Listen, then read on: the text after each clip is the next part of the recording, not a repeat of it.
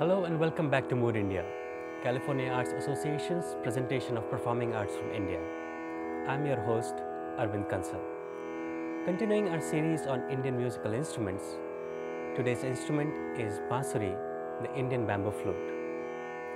In the studio we have Prasad Bhandarkar, who has been on this program before, and it's a pleasure to welcome him back again. Prasad has learned from Sri Anantrao Patwardhan and Pandit Hariprasad Chaurasya. Accompanying Prasad on Tabla is Abhinay Padhye. He has learned from Sri Nanamole, Pandit Bhai Gaitonde, and continues to learn from Pandit Swapin Chaudhary. Welcome. Thank you. It was a beautiful piece that you played in the beginning. Last time we have talked about Bansuri, its construction, materials. So today's topic, let's talk more about how you use Bansuri to play different rags. So tell our viewers something about how you would use Bansuri in that context. Last time we learnt about various tricks and techniques that are done in Bansuri, but really at the end of the day, classical music is classical music. So the basic building blocks of music in Bansuri or any other instrument remain pretty much the same. And hopefully what I'm going to demonstrate today on Bansuri probably equally applies to vocal music or even other form of instrumental music. So let's take an example of a classical rag, and today's intention is not to get into the nitty-gritties of that rag, as more so getting into the improvisation of that rag on Bansuri. And how it will be presented on a Bansuri in a concert performance. Exactly. So let's take an example of Rag Yaman. Rag Yaman has some basic characteristics like any other rag. So it has Aroha, Avroha.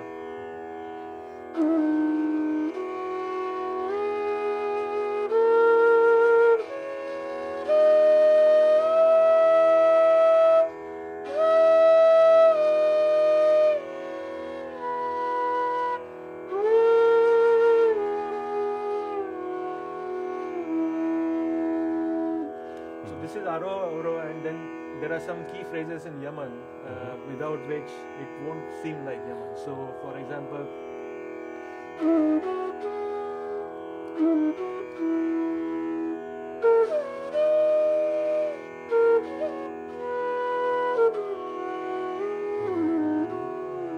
this is the basic construction of Yaman, and that's what sets it apart from its. And that's also what makes it very recognizable. Exactly.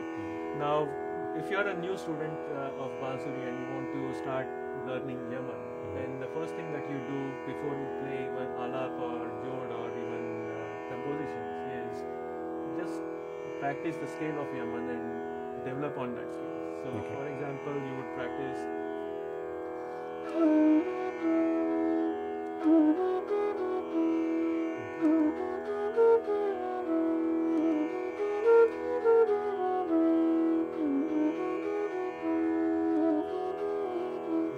So this is the basic development of that scale. Now you would practice this in various forms to, first of all, to make it sound a little more beautiful than just playing the plain notes which I did just now. So that is called Gamakala. So you would bring in all those elements that we discussed last time, or tricks that you would do in Bansuri to beautify that scale. So for example,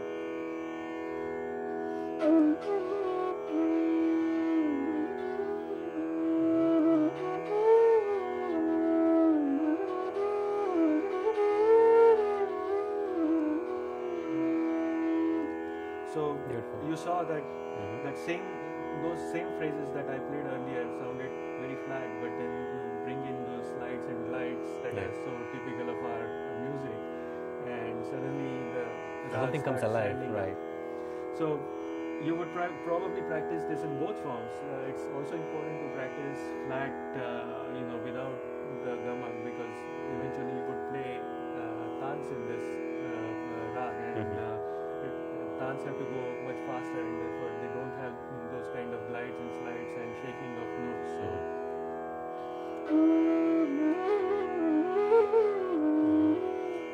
So you would basically practice these scales and get comfortable with the Yaman structure on flute. Your fingers start moving in Yaman structure. So it's a kind of an iterative process where you understand the structure, practice it on the flute, and sometimes you might hit a wrong note or in the wrong way, and you realize it. Or if you're learning from a good guru, he would tell you that that's not the way to go, and that's how you would come to know. And basically, you will make yourself comfortable with the scale of Yaman. I see. So show some small piece, if you would, on kind of explaining or expanding more upon this concept.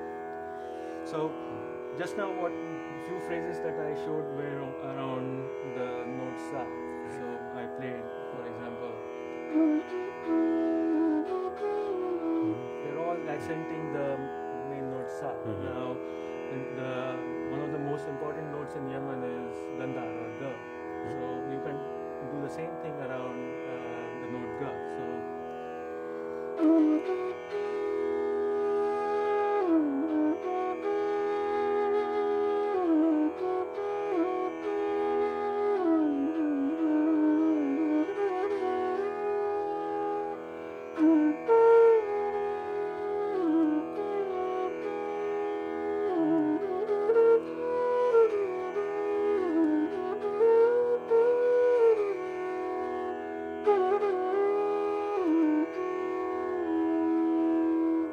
this way you would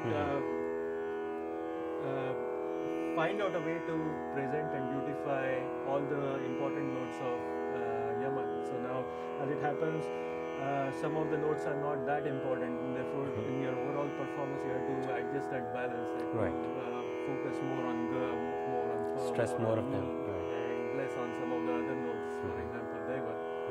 So that's the way to go about it. So once you have these building blocks built, then you would go about practicing alaps, because this is what takes you there.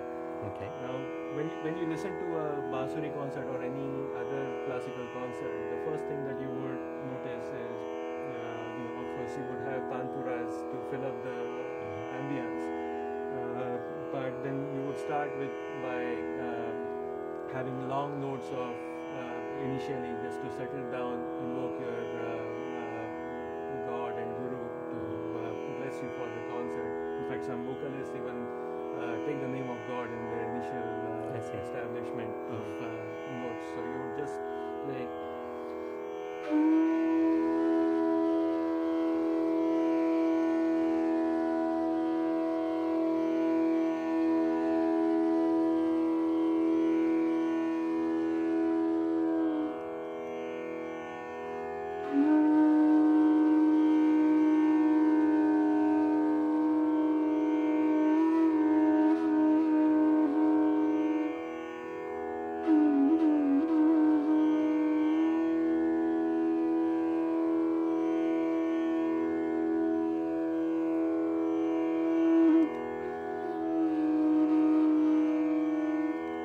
So when you play these long notes, that kind of settles everything down. Sets the mood and the pace. Sets the mood and the pace, calms everything down, and that's how you present the rag through alaps. Obviously, you would not play this slowly all throughout. You would probably bring in more notes into play, and as you go along. But then that's the gradual build up of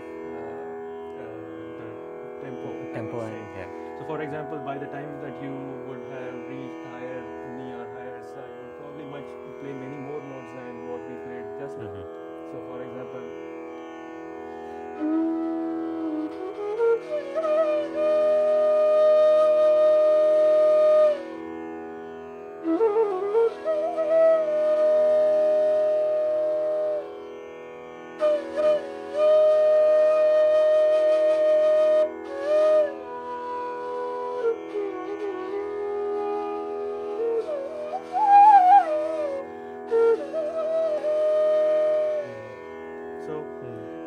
another important thing in alap is, even though I'm playing Bansuri, I'm really thinking how vocalists might sing. Right, as if you are actually singing in your head. Yeah, I'm singing in my head and trying to get all those same feelings on Bansuri. So, that's the phrase that I played just now. And although I'm not a good singer and I probably won't sing in a concert, but this is what is the thought process in your mind, and that's how you develop alaps. So let's how about talk some about bandishes. We have before the interview we were talking about bandishes and how would they be played in a concert situation on a bansuri. So there are two types of basic compositions that you would typically play on instrumental music: guts and bandishes. Not much of real technical difference. Bandishes are the traditional vocal compositions, so they have traditionally associated with they have been associated with words.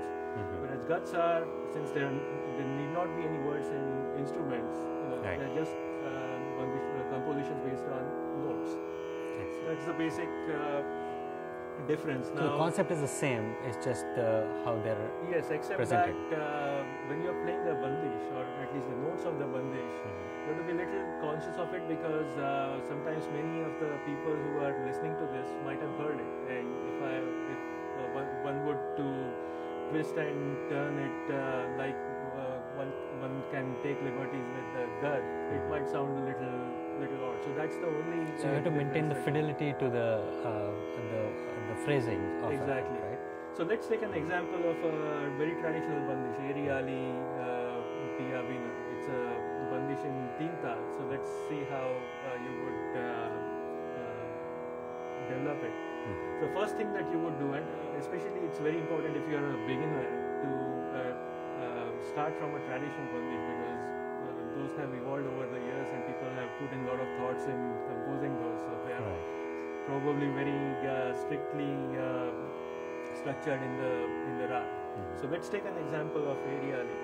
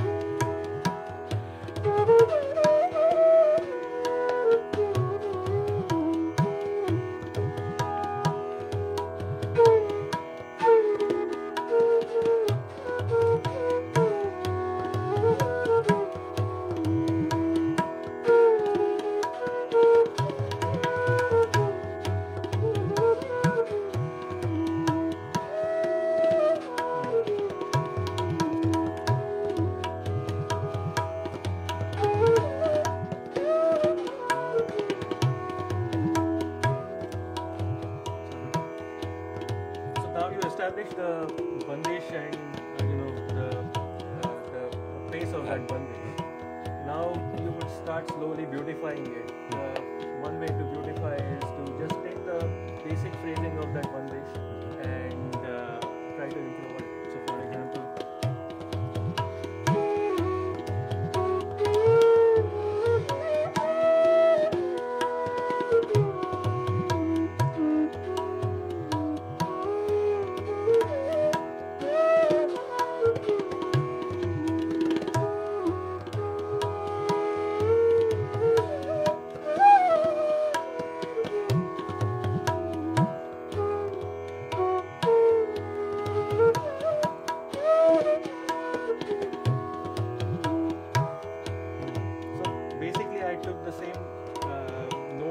phrases of that bandish and twisted them a little bit and put some more adornments on it.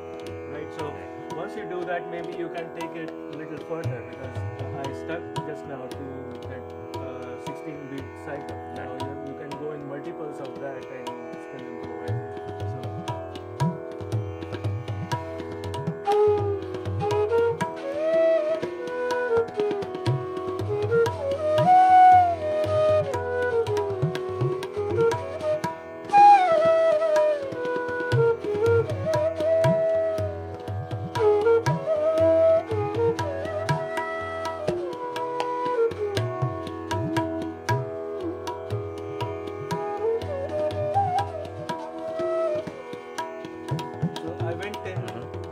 Cycles of the Tintal and came back on the sum.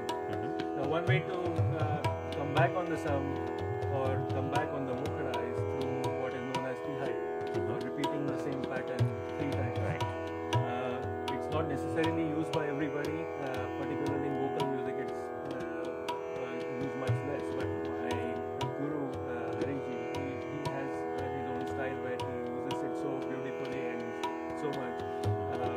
So you can use those tihais to create that accent and come back on the sum. Perhaps you can show us an example. I'll show you more examples.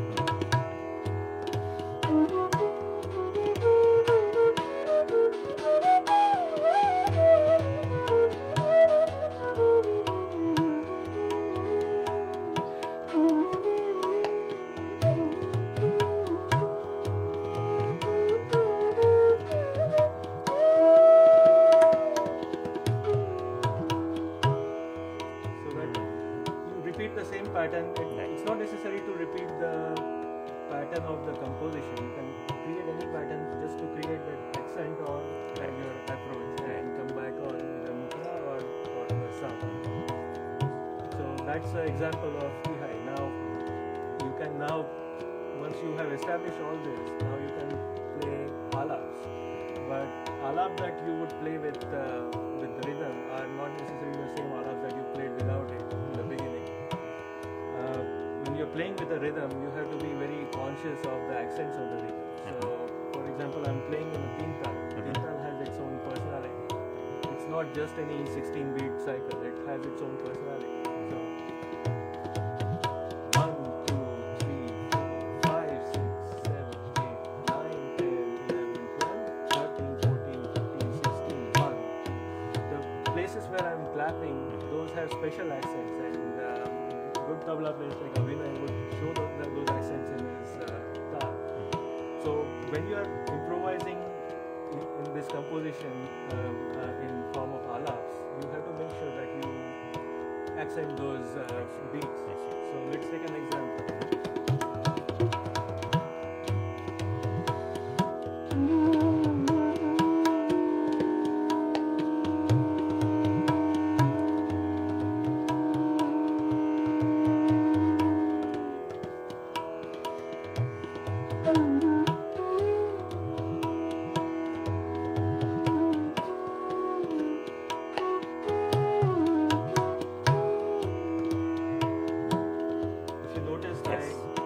Accented the sum as well as the clap beats of the theme. Right.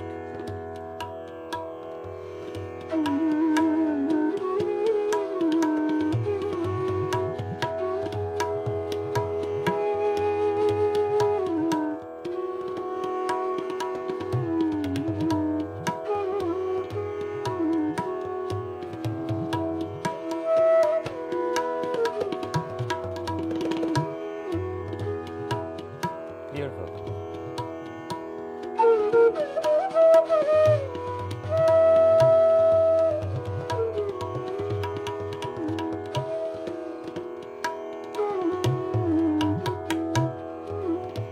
One more thing to tell you about the tal, since we were talking of accents. One nice trick used by my guru is sometimes he plays the same composition by adjusting it a little bit in a different tal. So we heard this area Ali traditional composition in teen tal. Let's hear it in, say, ek tal. Now this is a completely different rhythm, and ek tal has one clap.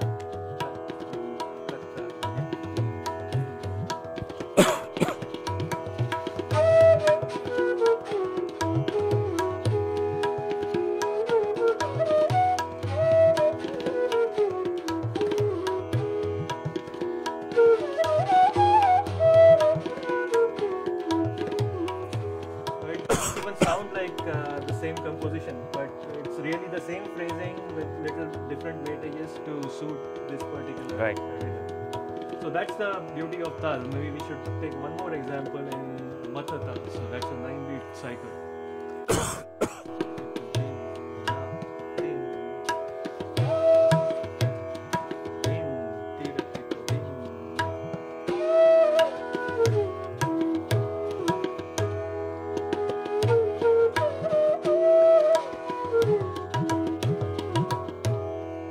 That's the beauty of playing with accents, and that's very important. Right, it comes out very beautifully in the different rhythms you showed us. So I think in the end what we'll do is we'll play Yaman, but we'll play a bhajan. So that will be different beautiful. style. Okay.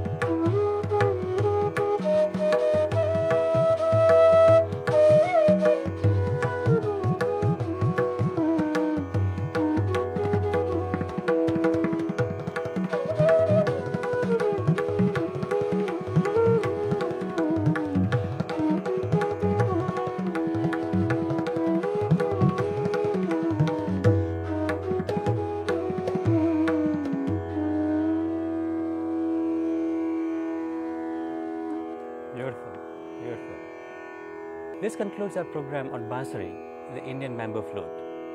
Mood India's presentation is by California Arts Association. We welcome your feedback and comments, as always, and hope to see you again next time. Until then, namaskar.